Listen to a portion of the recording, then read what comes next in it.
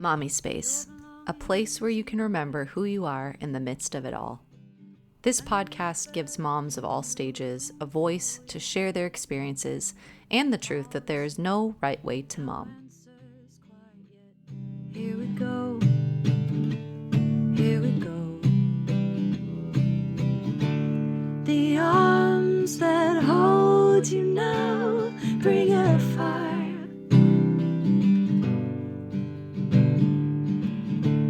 The arms that hold you now bring a fire.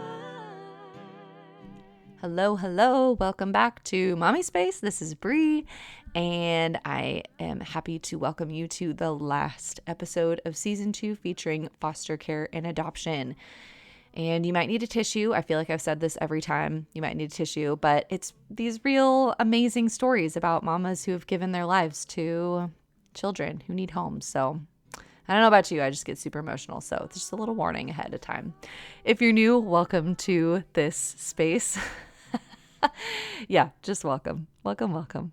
If you are new to this little community, I just wanted to let you know if you haven't checked us out on Instagram or Facebook, you should definitely do that. I try and post on Instagram every day, and as well in the stories, just to be able to connect with you guys. And honestly, I'm on there to get advice from you.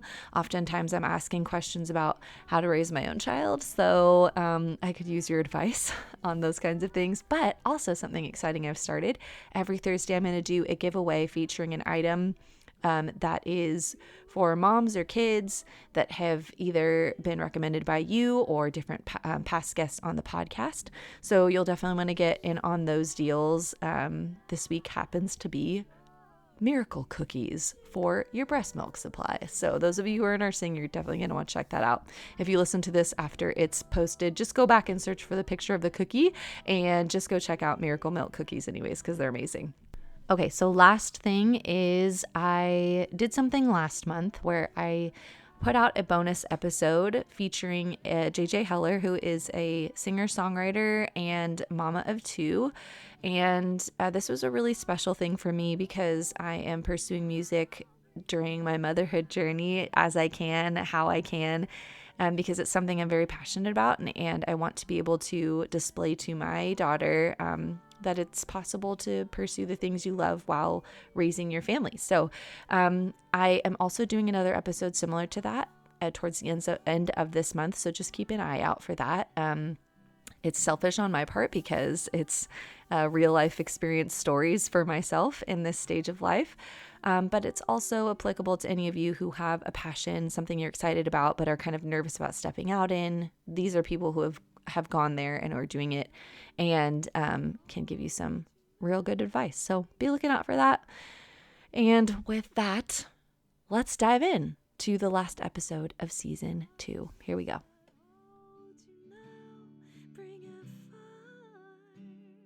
Today I'm here with Ashley Vargas. Ashley, welcome to the show.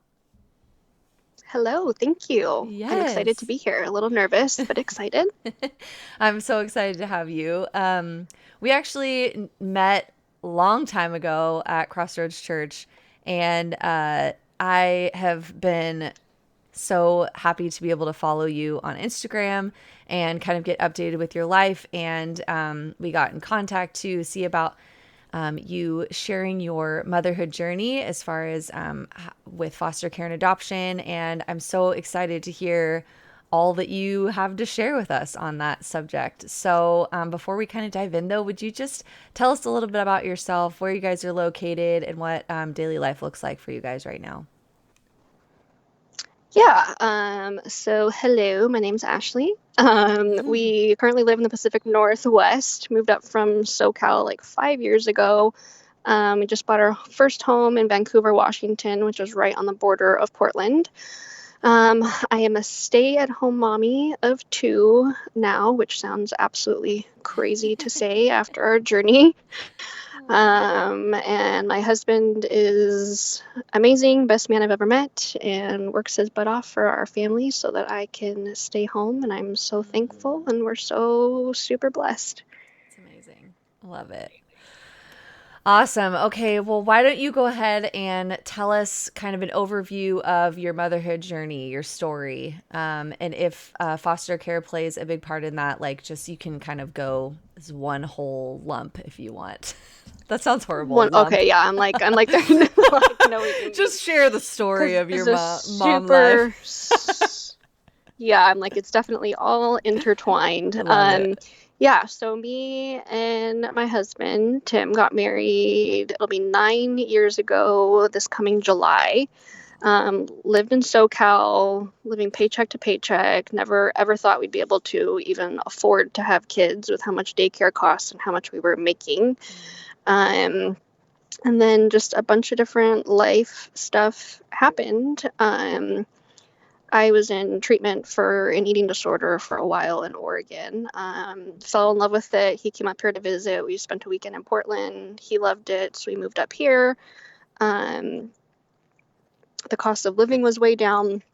He was making a little bit more money, so we were finally in the position to be able to afford to have kiddos, and was so excited. He was a little bit nervous to start trying at first, but I was just like, oh, it's fine. It'll probably take like 6 months or so. So we'll just start trying now and see what happens. But secretly in my mind, I was like, hey, maybe I'll get pregnant like the first try or whatever. And then that did not happen. Month after month went by. I'm like a super type A planner type person, so I a little bit psychotically, obsessively like knew my cycle, was taking my temp, Googling all the things. I tried all the natural things in the book to get pregnant. Nothing was working. So I was starting to get really nervous. Knowing my eating disorder history, I kind of always had been nervous that we were going to have a problem getting pregnant, and I would always push doctors to like test all the things, and they're like, no, as long as you're having a cycle and your cycle's back to normal and all that stuff, you should be fine. So I sought out a doctor in Portland, and she was super awesome. She could tell from like all the charting that I was doing that something was off with my cycle, that I was ovulating too late. So she put me on a drug called Clomid. It's kind of like the first step in fertility treatments. Okay. And so it's just a pill. It's not like a procedure or anything. That kind of is supposed to like give your ovulation like a little oomph. Okay, got it. So I tried that, and we actually conceived on the second round of Clomid, and then had what they call a chemical pregnancy. I hate that word because it makes it sound like it wasn't a real pregnancy, but I think they only lasted in maybe like till 5 weeks or something. It kind of was to where like I got like a positive pregnancy test, and then took one the next day, and then instead of the line getting darker, it was getting lighter, and then I started my period. So the doctor was like, okay, well, this obviously really sucks, but at least now we know that you can get pregnant on the Clomid, so we're going to up your dose. Upped my dose. 3 months later, conceived again. Same exact thing happened. So then we went back again, and they upped it again, and then conceived either the second or third month, something like that. And then this time, my pregnancy tests were getting darker. So I can definitely tend to be a negative Nancy, and I think I know the other two losses made me kind of a little bit bitter. So I was kind of like, okay, well, I'll believe it when I see it. Like, I don't know what's going to happen. Not going to get excited. Went in to get blood tests done, and stuff wasn't doubling. So they're like, well, the only way we're going to be able to tell is through ultrasound. Went to the first ultrasound, and there was a heartbeat. But I was measuring like a week or so behind, and the sweet ultrasound tech was trying to be super positive. She's like, well, maybe you just have your dates mixed up. And I'm like, have you met me? I do not have my dates mixed up. I'm like, I know the exact day that the egg came out of that ovary. So they're like, well, all we can do is kind of wait and see. So then we went in a week later. to check, and at that time there was no heartbeat. So we had lost that baby, and they gave me the option of either miscarrying at home, or I could have a D&C procedure where they kind of like go in and dilate you and all that kind of stuff. So I chose to have the D&C. I just didn't know if I would emotionally be able to handle doing it at home on my own. So we kind of took a couple of months to like pick ourselves back up from that. And then went back to the same doctor, but something just didn't feel very right. She tried to put me on a different medication. This other medication made me so super sick. I lost so much hair to the point to where I could not put my hair up in a ponytail. It just like severely messed with my hormones. And I was just like, I'm not doing this anymore. Like, if we're going to continue with treatments, like, I want to see a specialist. So it actually turns out that the company that I was working for at the time had fertility coverage, which is super, super rare. Most of the time, people have to pay out of pocket.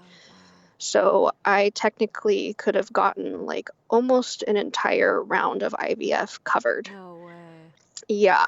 So then and then an IUI, which is kind of like a step below IVF or whatever, would have been almost covered as well. So we went and we saw the specialist, did so many tests, did genetic testing on me and my husband, tested like there's this whole panel that they can do for like multiple miscarriages to see if there's any clotting disorders, anything like that. Everything came back completely normal.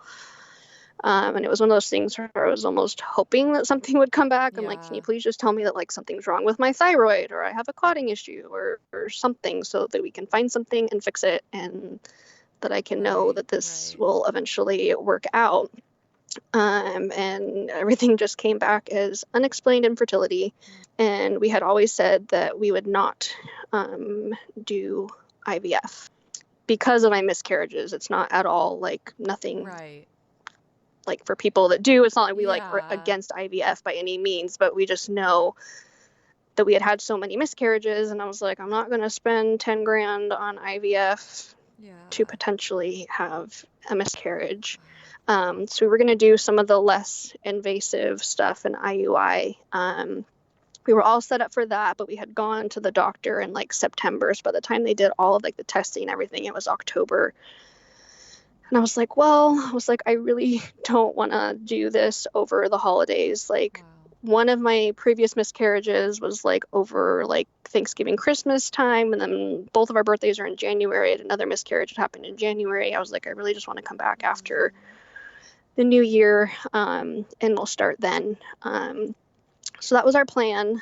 And then some other stuff changed, and I had gotten into the social work program at a school in Portland, and I had started the social work program, which weirdly kind of ties into some of the adoption stuff, but something just didn't feel right about IVF. And it's like, I mean, I now know that it was God, but at the time I'm like, this is so weird for me, because like I said, I'm such a type A personality person that I like to be in control of things. So I'm like, okay, I was like counting down to start.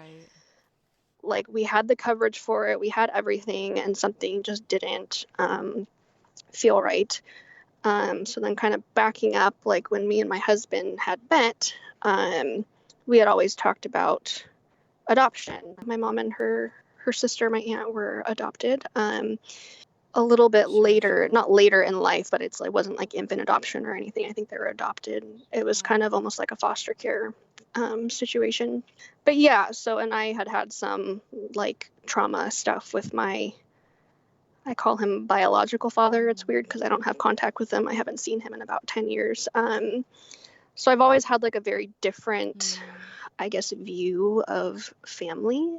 To me, like the people that I've considered my family haven't necessarily had any blood relation to me.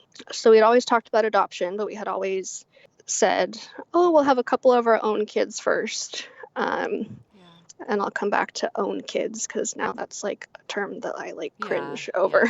But that's what we said when we were like, we'll have a couple of our own and then we'll adopt. So the whole entire time that we were dealing with all the infertility stuff, my husband was just super even killed, which he's pretty much like that anyways. But he's just like, it's fine, we'll just adopt. And I'm like, okay. And I was the one that was kind of like, okay, let's just try one more thing, one more thing, one more thing. And then I had stumbled upon somebody's Instagram randomly. Like I wasn't searching for any that was kind of on like the suggested thing that I was scrolling through, and just happened to click on her page, and she had a video announcement linked, and it was like this super awesome video. Her and her husband were sitting down talking to the camera, explaining their infertility journey, and then kind of did a montage of them announcing to their family that they were adopting. And it's like everybody in the family just reacted like of what you see when people announce their pregnancies. And I'm just sitting there like bawling my eyes out, and I'm like, oh my God. Wow. And it's just like kind of that realization that like their families were so excited for adoption, like just as excited as they would be as if they announced their pregnancy.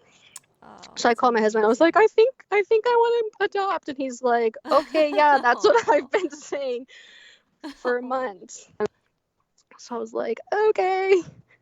So of course, again, with my type A personnel, I like that day I found us an agency, set up meetings, knew when all of the like information meetings were, and all this stuff. So we had like interviewed a couple of different agencies in the Portland area, and signed on with one agency, paid the deposit. We started to do steps towards doing the home study with them. And then another thing that is just could be a whole hour-long thing. There's this, they're called consultants. So it was Faithful Adoption Consultants that we ended up working with. And my husband thought I was absolutely crazy, but he went along with it. It was more expensive, but a kind of string of events just happened that I just really feel like God was telling me to switch to them. And I was just like, we can barely even afford, which probably is like, can't really even afford. Like we were planning on taking out a couple of like low or no interest adoption loans, and we were fundraising and all that stuff for the agency that we were already working with. And then it could add $10,000 or a little bit more to the cost. Working with FAC, and I was like, I literally don't know how we're going to do this, but I just feel like that's what we need to do. And he was like, okay, that's fine. And again, for me, it's like I've always been super, like, that's one of my insecurities is like finances and money and what are we going to do? How are we going to do this? And I was just like, yeah, we'll figure it out. So then it turned out that my company that I was working for that had the fertility coverage also had an adoption benefit. No way. And it was, which I had known that in the beginning, like that they had a benefit. And it was supposed to be like $4,000 or something like that. Well, I like printed out the paperwork like the day that we did our home study, and they had literally just a couple of weeks before that changed the benefit to $10,000. You're kidding. Oh my gosh. No. That's amazing. Wow. I was like crying in the back room at work, and I was like, what? And I like called corporate because I was like, this is too good to be true. And I called them and I was like, does this really say 10? Like, is this 10 for like, you'll just give me 10? And they're like, yeah, just submit us your receipts once you have like, you could go as you go along. And it was so easy. They literally just like, I sent them in a receipt, and they just like direct deposited the 10 grand into our account like the next pay period. So yeah, I was like, oh my Lanta. That's incredible. Yeah, so we had a couple of not really hiccups, but like I was just so anxious to become active. They call it active once you like have all of your paperwork in and everything, and you're ready to like present to birth mothers. I had worked through the holiday getting our profile book done and pictures and all of our paperwork and letters and everything, and some things just kept getting us held up. And I was like, what the heck? We would be active already if we had this paper, and it keeps not showing up in the mail and all this stuff. So we finally got it. We finally became active. And literally the day that we became active, I had gotten an email saying, like, congratulations, you're active. You'll get your phone call from so and so, like, in the next couple of days to go over next steps, yada, yada, yada. And the way that it worked with this consulting agency or consultants is they would kind of email us like the different cases of different birth mamas that were looking to place for adoption.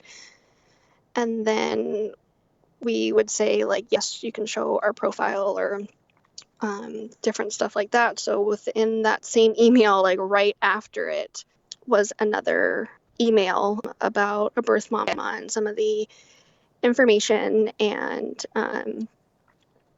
her ethnicity, which we were completely open. It said that she was part African American, part Asian. They didn't say like what kind, it just said Asian, and part Hispanic. Wow. And I'm half Caucasian and half Mexican, and my husband is full Japanese. Wow. So we were like, oh my gosh, this is so crazy. And it's like, to us, it's like, it's literally not like it matters if she looks like us. That's not part of it at all. But we're like, oh, that's kind of crazy. And we're like, okay, yeah, we'll show our profile. There's probably going to be like a ton of other people that throw in their profile. And then the next day, my consultant texts me and she was like, okay, well, yeah, that birth mama wants to FaceTime with you. And we were like, what? No way. And I just figured, like, okay, she's probably like narrowing down her choices. She probably wants to talk to like a few different couples and then like kind of make her decision. And I was like, okay, well, how many other people out of curiosity is she talking to? And they're like, no, she just wants to talk to you. What? And that was one, yeah, I was like, what? Because one of the things that I was praying over when I went through, or when I was creating our profile book, was like, I just really want whoever it is that's going to choose us to like look at our book and read our letter to her and just be like, that is them. Like, I know that it's them. And she said that she showed her all of the other books and she said that's them. Like, I want to talk to them. No way. Oh my goodness. That's amazing. Yeah. Wow. So we FaceTimed with her, and it was the scariest FaceTime call I've ever had in my life. Oh my gosh, I can't even imagine. But she was just so incredibly sweet, and I could just tell how much I'm gonna get emotional now, that she just loved that little baby that she was carrying, just by like the questions that she was asking us. And I could just tell that she really, really wanted to make sure that this little one was going to be well taken care of. So we finished up the phone call, and her social worker had called us after and was like, yeah, she chose you guys and she wants to know if you'd be willing to fly out and like meet her and hang out with her. Like before she's doing everything. We're like, yeah, absolutely. So we jumped on a plane, went and hung out with her. We spent a couple days just really getting to know her better. We got to go to a doctor's appointment and hear her heartbeat. Yeah, it was insane. Said our goodbyes, came back home, and it was just a couple weeks later that we were told she was supposed to be induced on like a Monday, and it was Friday. My husband had to work super late, didn't come home till like 11 o'clock, and then my phone rang at 2 a.m. on Saturday, saying, okay, she's in labor, she's about to push, so she wants to know what time you guys can be here. So we were like, what? Oh my gosh. Oh, what a trip. That's amazing. Yeah, so we had to just jump on a plane, and like ran through the airport when we got there and got an Uber, and an Uber dropped us off at the hospital with our luggage and everything. And we met Lainey Grace on March 11th, and we got to spend some time with her birth mom in the hospital. And from like the second she was born, she just wanted us to take care of her and be with her. So they gave us our own hospital room and everything for the 48 hours until papers were signed and until discharge and everything. And yeah, so then we had to hang out there for a while till we were cleared by the state. So we got to see birth mom for a couple more times, and we have an open adoption where we have like a Facebook page that we share pictures through and can talk back and forth, and hopefully we'll be taking Lainey back for visits soon. Wow. So yeah, it was pretty nuts. It all happened super fast. It was like a month and a half from the time that we were active until our baby girl was born. So then I never went back to work and stayed home and got to be with her from day one, and was feeling a little weird. And she was, I don't know, she probably was only like 20 days old maybe. And I kept feeling like I was going to start my period, and it never happened. I'm like, okay, well, it's probably like stress and I'm not sleeping and all that stuff. And it's like I had so many pregnancy tests in my bathroom from all of our trying and everything. And I'm like, okay, well, this is normally how it goes when you're trying to conceive and dealing with infertility. You think that you're pregnant and you take a test, and then like 5 hours later you start your period and you're like, oh, dang it. So I'm like, I'm just going to go take a test. And I was like, I'm just going to set it in the bathroom, finish washing bottles and everything. And before I could even set it down on the counter, it was like a blaring positive. No way. Yeah. Oh my gosh. So I think probably TMI, but whatever. I'm pretty sure because we had a newborn, I'm pretty sure that there was only one time that we did the deed. And I didn't even think that it was around my ovulation time or anything. And so I was like, holy crap, because I've never been able to get pregnant not on medication. Yeah. And then I kind of instantly switched to, okay, crap, well, this probably isn't going to work out. And it's like, now I feel absolutely terrible thinking it. But at the time I was just like, okay, well, I cannot have a surgery with a newborn. Man. How is this going to work? So we went in for first ultrasound. The doctor was like, okay, come in right away. And there was a heartbeat, and she was measuring on track. So I'm like, okay, that's fine. Well, we'll see what happens next time. Came back in at 8 weeks. There's still a heartbeat, and she was growing right on track. 12 weeks. Gosh. They had the little, I forget what it's called at 12 weeks when they do like some of the like screening I forget too. stuff. And they said she was fine. And I'm like, okay, well, at the 20-week anatomy scan, something's going to happen. And then the 20-week anatomy scan happened, and the doctor was like, nope. Oh my gosh. Absolutely perfect. What so are after the that, chances? we were like, holy crap, we're having another one. It like literally was not even like real. Oh my gosh. Until the 20 weeks, and we found out that it was another girl. Wow. So, and then she wasn't due until December 28th, and I had a super uncomfortable, rough pregnancy. So I was like, okay, my luck, it's going to be January, and she's still going to be in there. And I had some like health stuff going on to where they had to deliver me early, and she was born on December 11th. So her and Lainey Wow. were both born on the 11th. They were born 9 months No way. apart to the day. Oh my gosh, I just got chills. That's insane. Yeah. Wow. So it was absolutely nuts. So we had a 9 month old in her Whoa. pack and play in the delivery room with me while Oh I my was goodness. in Oh my God. labor. I I can't mean, even she obviously imagine. left when it was time for me to push, but whole time I Oh just my had my gosh. epidural, was watching Shark Tank, Yeah. and she was in Oh, the pack and play just chilling. And all the nurses were like, I wow. don't understand. I'm like, it's fine. That is incredible. I've never heard a story like that before. Holy moly. Yeah, it was super nuts. And it was like something to where, like, I feel like I would hear these stories all the Mm-hmm. time, especially with people, Mm-hmm. like when I would start finding more people like in the adoption community and stuff that I Mm. would follow. And it's like, oh, that's so nuts. And oh, yeah, so and so. And I'm just like, okay, that's cute, but that'll never, ever, ever happen to me. Yeah.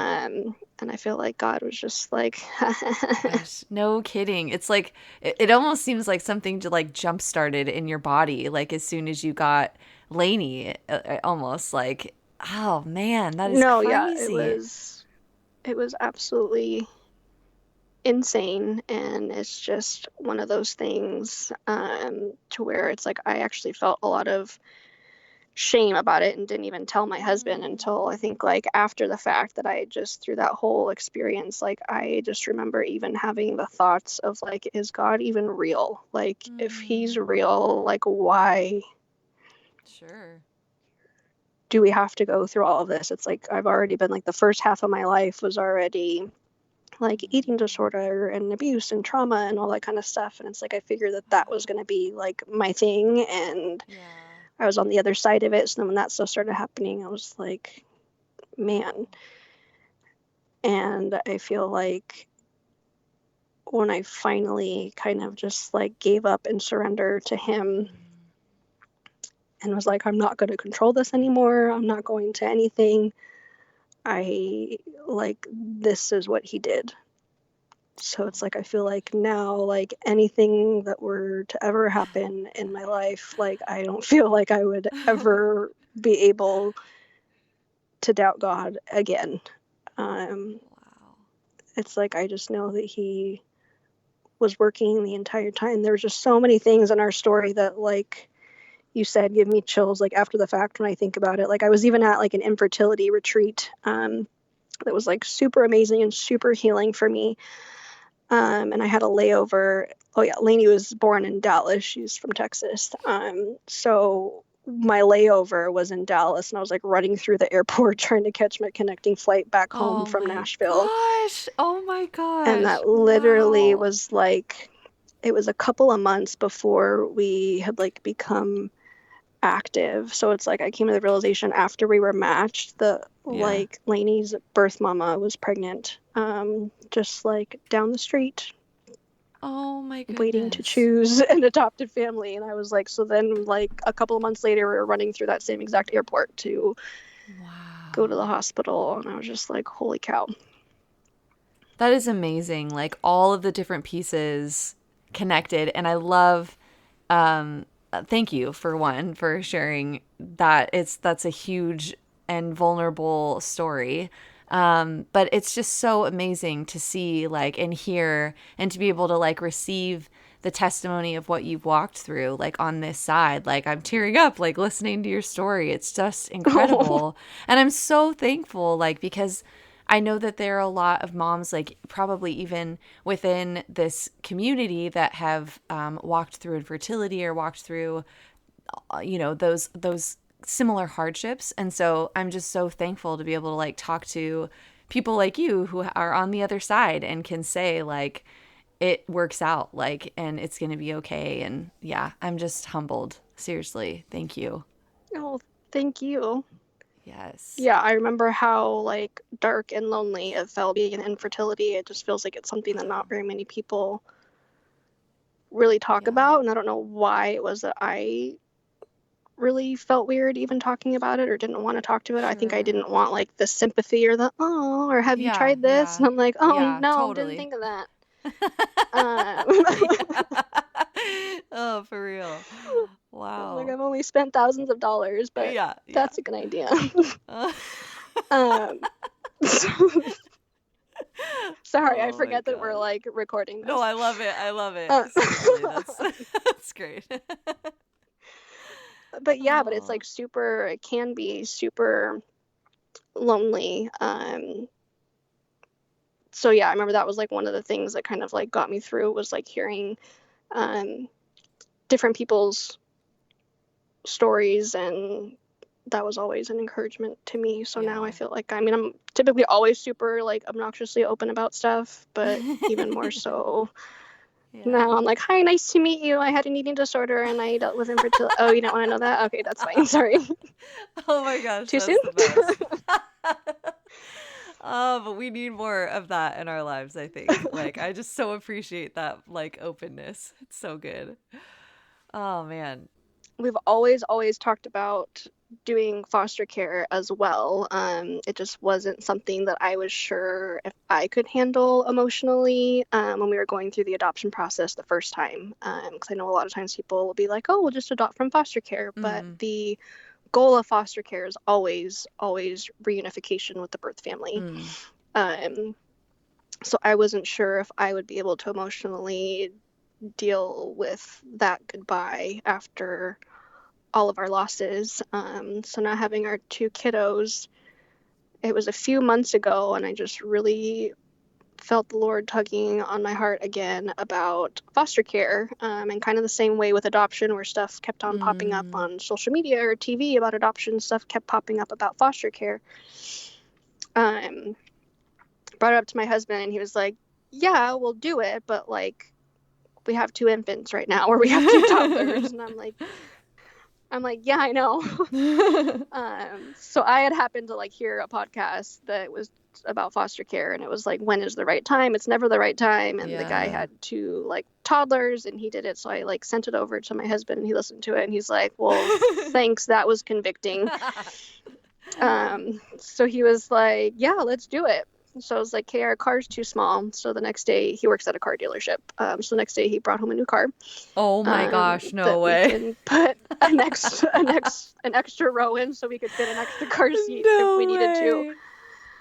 And then our church is really involved in foster care, so we went to some foster care meetings, and we were all ready to start the process, but then this whole house thing happened and the moving and everything, so we're kind of just waiting until Yeah. we get moved in and settled, and then we're going to start our Wow. training classes to start the whole shebang all over again Oh with my social gosh. workers and home studies and fingerprints Wow. and all the things. All the So things. yeah, that'll Wow. that'll Well, be. that's amazing. I would love to maybe well I usually always will link like whoever I'm talking to like their social media accounts and stuff. So if there are people that are like need to ask questions about this kind of stuff, like would you be okay with people like reaching out to you? Oh yeah, absolutely. That would be awesome. Okay, I will do that then. I'll add your information. And then that way we can follow you on your journey as you step into the foster care part of it all too. That would be so cool. Oh yeah, for sure. That's awesome. Okay, so I'd love to hear like what's like one thing that you would want to educate people on who have little to no knowledge of adoption. This is something that I've been mulling over, and I feel Mm. like there's so many things. I guess one of the things, or one of the biggest things, is like the literally anybody can do it. Like if you're scared about doing it, it's a very real. Like I said, I never felt like this personally because of the way that my family dynamic was, but I have heard from other people that I know that people question, like, can I love a child that's not biologically mine Mm. um, the same? And I know everybody's different, but it's like I have a biological child and I have an adoptive child, and literally there's half the time that I forget that one of them is Wow. biologically mine. Like Avery, Avery's our biological kiddo. She'll do something and I'll get like a video and I'm like, oh, how cute. I need to send this to her birth mom. And I'm like, okay. Whoa. No way. And Oh my it's gosh. like, and it's like, I just don't even, I mean, it's like they're my children. And it's like, Yeah. I Yeah. don't, there's like literally there's no difference. There's no different feeling. There's no Mm. anything. And it's like, I know that the process can be scary and daunting and everything. And I mean, me and my husband talk about it all the time, that we look back and it's like, with how anxious of a person I am, I have no idea how I got through like an adoption home study, school full time, and working and all of that stuff, Wow. and just all of the anxiety that comes along with having strangers come and inspect your house and Yeah. interview you Wow. and look at your financial statements and Oh my do gosh. your background checks and fingerprinting and all of that kind of stuff. But it's just so super worth it. And it's like I don't ever talk about like politically type stuff in Sure. public very often, but it's like with the new um, like New York ruling or Oh whatever that my I know gosh. everybody's Yeah. talking about. I just cannot imagine if Lainey Grace didn't exist. And Wow. it's like if her birth mom would have made a different decision, everybody's lives would have been so much different. So it's like if you've been thinking about it or wondering about it, or if it's been on your heart, it's like just do it. It's like you'll figure it out. Yeah. Wow. That's really good. Wow. It's so interesting, of the like other mamas that I've talked to within this season of talking about foster care and adoption. I think almost every one of them have said something similar. And it's so cool. Like none of you guys have like talked to each other. Like you don't know that, but like, it's just so amazing to me. Like that, I think that is the most powerful message that anyone could hear that is maybe on the fence about it or has ever even had an inkling of a thought about it.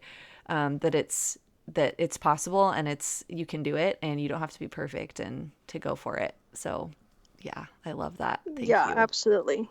Far from Yeah. perfect. Yeah, I love it. Okay, well, oh my gosh, I feel like I like literally have like so many questions buzzing in my head, but we have to wrap it up, unfortunately. But I would love to hear just like a low from your journey and one high from your journey to kind of like wrap it up. Yeah, it's really hard because it's like it feels like a little cliche, but it's like even thinking about like the low was definitely infertility and all the losses and everything, but I also Yeah. feel like it's wrapped up in the high because if it Mm. wouldn't have happened, I wouldn't have my two kiddos. Wow. Wow. And it's like Mm. these little girls are sisters Yeah. and they love each other, and it's been the coolest thing to see them love on each other. And I mean, they definitely have their moments, but when they're done Sure. smacking each other and I ask them to apologize, they'll walk over and Oh like give each other a kiss. Or when I know that my if Lainey goodness. can tell that I'm taking Sissy to bed, she'll run up to give her a kiss goodnight. Oh, And it's like this wouldn't be here if I would have gotten what I wanted when I wanted it. wow. Wow. Oh my goodness.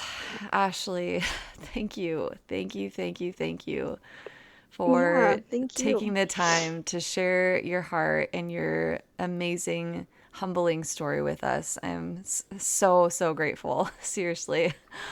I've like been at the edge of tears like almost this whole time. And it's just I think just a testament to who you are and like what you've walked through. And I'm so grateful. Thank you. Oh, thank you. Thank you so much for listening. I hope you enjoyed today's interview. Please share this with a friend if it impacted you in any way, and leave a review on iTunes so other mamas can hear the truth that they are enough and they are doing their very best. Be sure to catch up on what's happening in the Mommispace community every day on Instagram at Mommispace. And you can email me at mommispace@gmail.com for questions or interview recommendations. All my love to you, Mama. You're amazing. See you next week.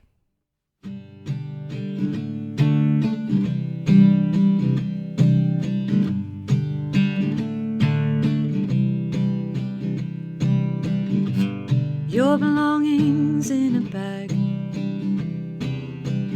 a new bed, a new room for your head. All is new, no answers quite yet. Here we go, here we go. The arms that hold you now bring a fire.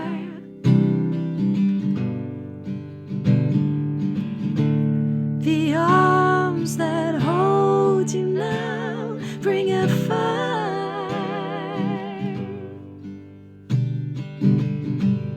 A timely arrival will put your name on the door. I'll be the face you'll know as Mama for now. Here we go, here we go. The arms that hold you now bring a fire. The arms that hold you now bring a fire.